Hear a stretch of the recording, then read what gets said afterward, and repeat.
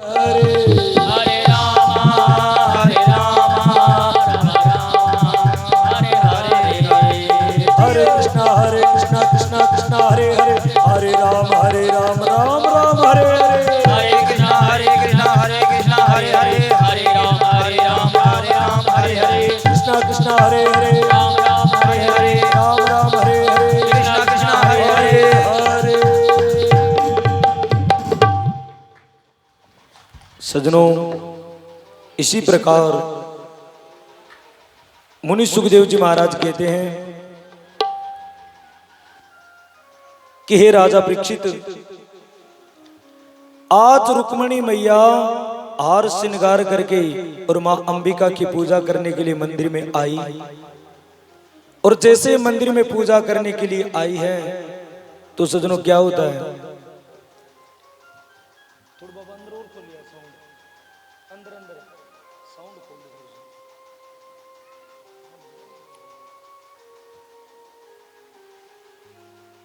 रुक्मणी मैया जब आई तो मेरे ठाकुर मेरे भगवान कृष्ण भी आ जाते हैं। रुक्मणी मैया आकर के और जैसे ही पत्थर की मूर्ति मां अंबिका के गले में माला डालती है तो माला नीचे गिर जाती है, और जैसे ही माला नीचे गिरी तो तुरंत रुक्मणी मैया रोने लग जाती है और पत्थर की मूर्ति बोल करके कहती है, सुन सिय सत्य आशीष हमारी, पूज ही मन कामना तुम्हारी। हे सिया, जिस कामना को लेकर के तू आई है, हे रुक्मणी जिस कामना को लेकर के आई है वो मनोकामना तेरी पूर्ण होगी। उठाइए माला और ले जाकर के भगवान के गले में डाल दे। कहाँ है? पीछे देख। अब भगवान कृष्ण रथ में बैठ करके पंडित जी महाराज को लेकर के आए हैं, और जैसे अंबिका के मंदिर में आए तो पहरेदार संतरी और सखियां आई थी, सब भगवान कृष्ण को देख करके, मोर मुकुट को देख करके पागल हो जाती हैं। ए कितना सुंदर है ये, ए कितना सुंदर है ये। और आकर के जैसे ही भगवान कृष्ण खड़े होते हैं तो सजनों क्या होता है, रुक्मणी पीछे देखती है, भगवान को देख करके भगवान के गले में माला अर्पण कर देती है। भगवान चलने लगे, पत्थर की मूर्ति फिर बोल जाती है, एक नैया बाहर तो तेरे को पता ना, बहुत से संतरी और पहरेदार खड़े हैं, वो तेरे को मार गिरा ही नहीं। कन्हैया एक काम कर, क्या पीछे से चला जा, मेरे ठाकुर मेरे कृष्ण मेरे भगवान मंदिर के पीछे एक जरोकी को हाथ मारते हैं तो जरोकी में क्या होता है सजनों, टूट जाती है। और भगवान कृष्ण रुक्मणी को लेकर के और द्वारिका नगरी में आ जाते हैं, और आकर के द्वारिका नगरी में अपनी भाभी रेवती को आवाज लगाते हैं, भाभी जी क्या हुआ लाला, शादी आ जाइए। आई रे आरती की, ए लाला बिना बताए गया और शादी करवा करके आ गया। क्या बताऊं भाभी जी, गया ऐसे ही था और शादी तो हो गई। सजनों तुरंत मेरे ठाकुर मेरे भगवान मेरे कृष्ण की शादी हो जाती है, अंदर लेकर के रुक्मणी को जाते हैं, भगवान के विवाह हो गए। कितने विवाह हो गए भगवान के? अरे भगवान के कितने विवाह हो गए? एक। तो बोलते क्यों नहीं, गूंगे हो गया? भगवान के कितने विवाह हो गए? एक। आइए भगवान के दूसरे विवाह में प्रवेश करें।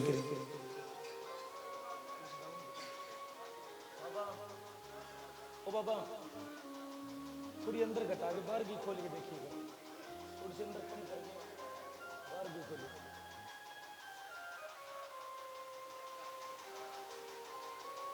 बाहर साउंड को मैंने ज्यादा है, बाहर को संगीत मैंने ज्यादा है, सही है। मुनि सुखदेव जी महाराज कहते हैं, राजा परीक्षित भगवान के आइए दूसरे विवाह में प्रवेश करें। थोड़ी सी अंदर खोल जाए,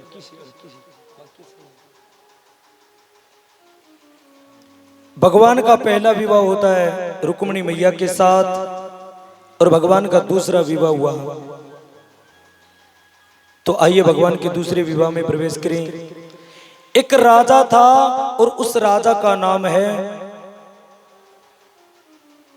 एक राजा था और उस राजा का नाम है राजा सत्राजीत।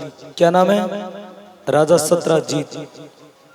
और एक बार राजा सत्राजीत जी महाराज सूर्य नारायण के परम भगत थे।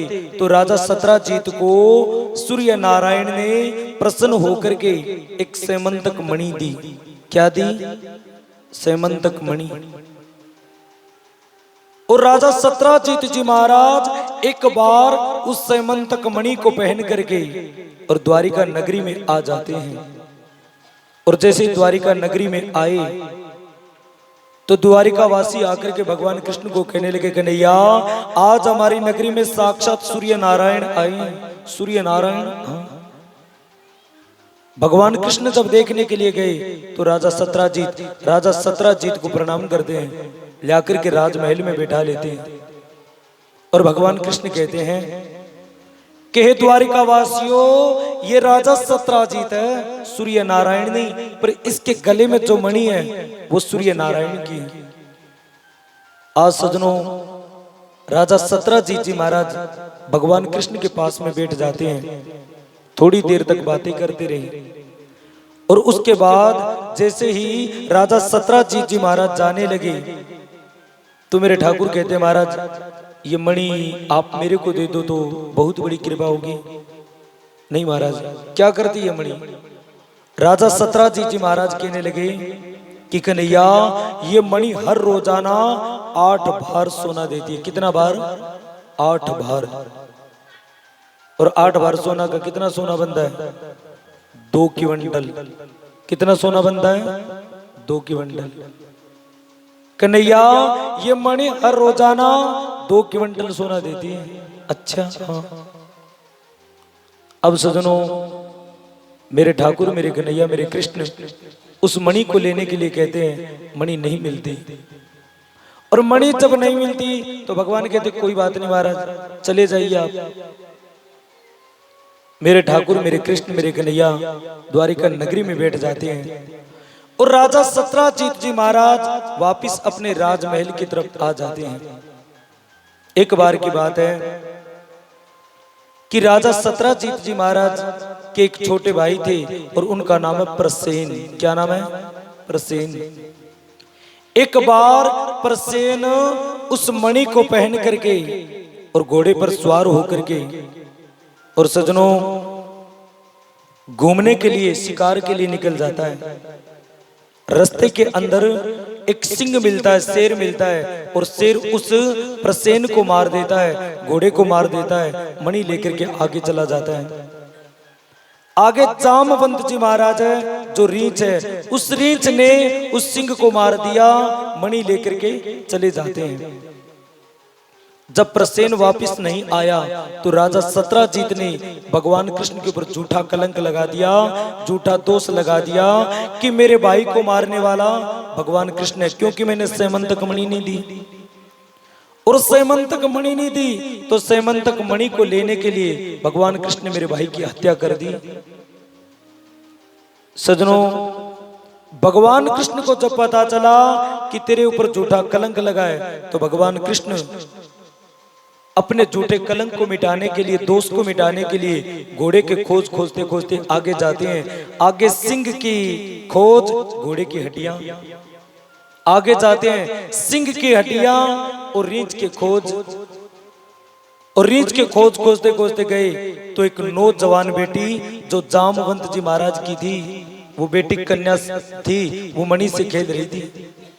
कृष्ण भगवान जाकर के कहने लगे, हे क्या नाम है? जामवंती। ये मणि मेरे को दे। कौन आप? मैं द्वारिका का राजा कृष्ण। मणि लेने के लिए आए हुए? हाँ। तुरंत अपने पिताजी को आवाज लगाती है, पिताश्री जी बेटी, कोई द्वारिका से राजा कृष्ण आया है और इस सेमंतक मणि लेने को लिए। अच्छा। तुरंत मेरे ठाकुर आते हैं और आकर के कहते हैं, जी आप कौन? मैं द्वारिका का राजा कृष्ण हूं। किस लिए आए? सेमंतक मणि लेने के लिए। इस मणि को लेने से पहले मेरे साथ युद्ध करना पड़ेगा। भगवान कहने लगे, प्यारे युद्ध नहीं, अगर मेरे को प्राण भी देने पड़े तो मैं प्राण देने के लिए तैयार हूं, पर ये मणि लेकर के जाऊंगा।